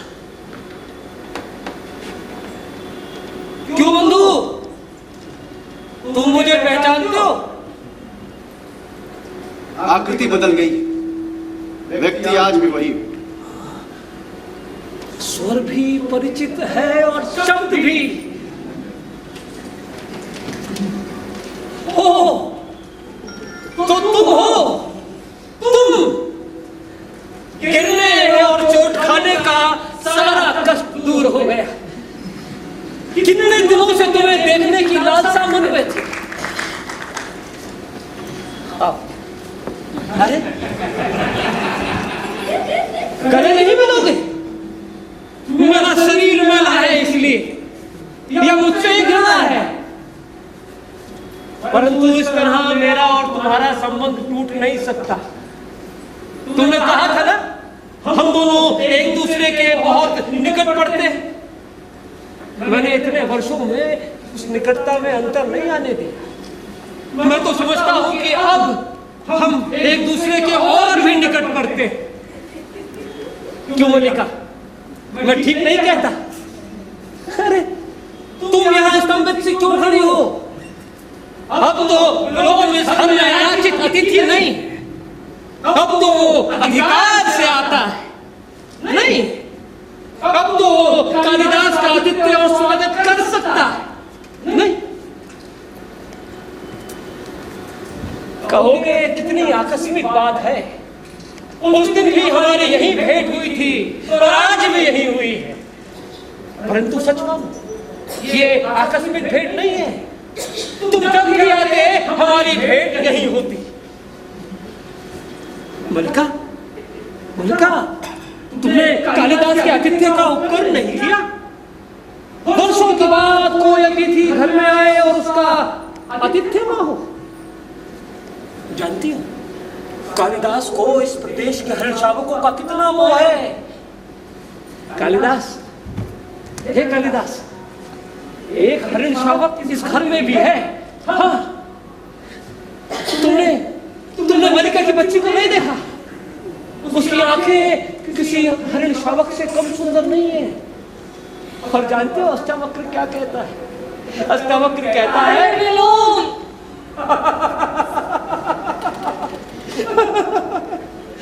तो तुम नहीं जानती कि कालिदास के जाने की अष्टावक्र क्या कहता। परंतु मुझे उसकी बात पर विश्वास नहीं होता। मैं समझता हूँ कालिदास ही देखकर बता सके कि अष्टावक्र की बातें कहां तक सच है।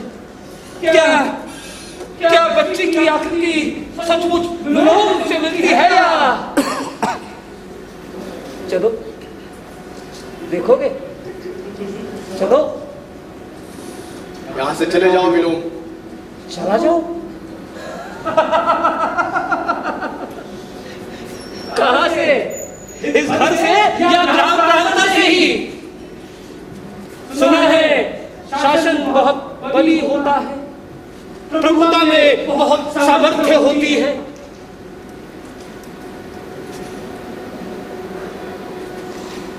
मैंने कहा कि यहाँ से चले जाओ विलोम। क्योंकि तुम यहाँ लौट कर आ गए हो, क्योंकि वर्षों से छोड़ी हुई भूमि आज तुम्हें अपनी प्रतीत होने लगी है, क्योंकि तुम्हारे अधिकार शाश्वत है।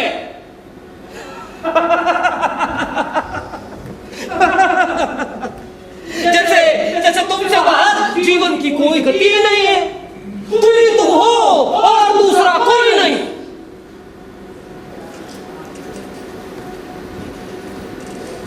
परंतु समय निर्दयी नहीं है, उसने औरों को भी सत्ता दी है, अधिकार दिया है। वो धूप के लिए दहलीज पर खड़ा नहीं रहा, उसने औरों को भी अवसर दिया है, निर्माण किया है। तुम्हें उसके निर्माण से वितृष्णा होती है, क्योंकि तुम जहां अपने आप को देखना चाहते थे नहीं देख पा रहे हो। तुम चाहते हो कि मैं इस समय यहां से चला जाऊं, चला जाता, परंतु इसलिए नहीं कि तुम आदेश देते हो, परंतु इसलिए कि आज तुम यहां अतिथि हो और अतिथि की इच्छा का मान होना चाहिए। मल्लिका, देखना कालिदास के आतिथ्य में कोई कमी न रह जाए। वर्षों के बाद जो अतिथि घर में आया हो, वो न जाने फिर कभी आए ना आए।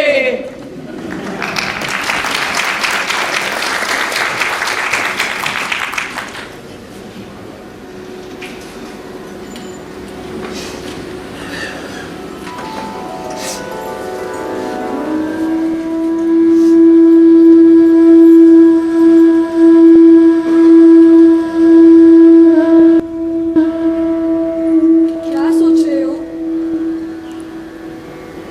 सोच रहा हूं कि वो भी एक ऐसा ही आषाढ़ का एक दिन था। घाटी में मेघ भर आए थे, असमय अंधेरा छा गया था। मैंने एक आहत हरिण शावक को देखा था, उठाकर यहां ले आया था। तुमने उसका उपचार किया था। और भी तो कुछ सोच रहे हो? और की उपत्यकाओं का विस्तार वही है, पर्वत शिखर के तरफ जाने वाले मार्ग भी वही है, वायु में वैसी ही नमी,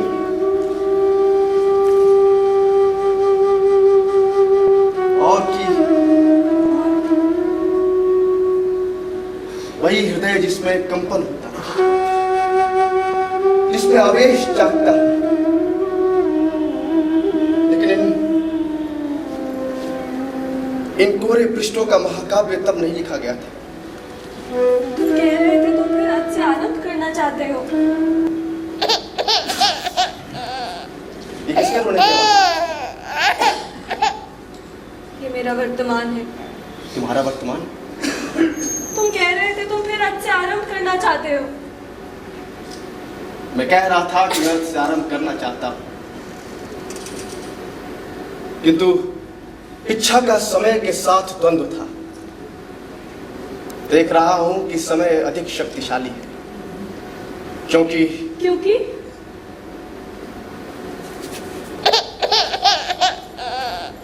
वो प्रतीक्षा नहीं करता।